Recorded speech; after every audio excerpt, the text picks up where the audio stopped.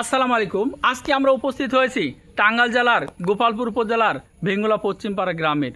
আজকের ভিডিওটি অত্যন্ত কষ্টের এবং দুঃখের সাথে আপনাদের সামনে উপস্থাপন করছি।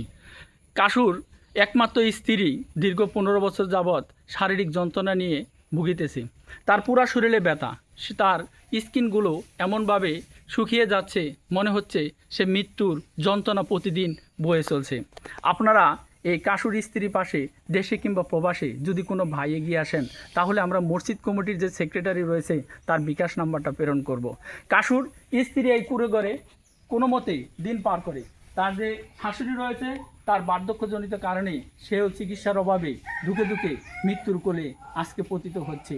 আপনারা আজকে কাসুর স্ত্রীর কাছ থেকে শোনেন তার মৃত্যু যন্ত্রণাটা কেমন এবং অর্থের অভাবে সে কীভাবে মৃত্যুর প্রহর গুনছে। আমি 15 বছর ধরে ঘরে পড়ে রয়েছি। আমি টাকা পয়সার অভাবে কোনো চিকিৎসা করতে পারতাছি না। আপনারা যদি চিকিৎসা করে আমার একটু বাঁচাইন, আমার অজের সোয়াব আপনারা পাবেন।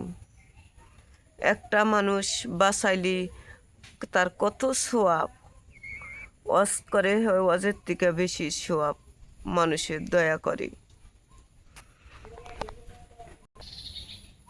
আচ্ছা ভাবি, আপনি এই দুরারোগ্য ব্যাধিতে কতদিন যাবত অসুস্থ আছেন? 15 বছর অসুস্থ। আপনি যে চিকিৎসা করিয়েছেন তাতে কি কোনো উন্নতি হয়েছে? না, কোনো উন্নতি হয় নাই। আপনি কি চিকিৎসা ব্যয়ভার বহন করতে পারেন? না, টাকা পয়সার অভাবে করা হয়নি। তাহলে আপনি দর্শকের উদ্দেশ্যে কিছু বলতে চান? হ্যাঁ, বলতে চাই, বলবার চাই যে আমার যদি দর্শকে চিকিৎসা করে আমি নিতে চাই, দোয়া করবো আমি।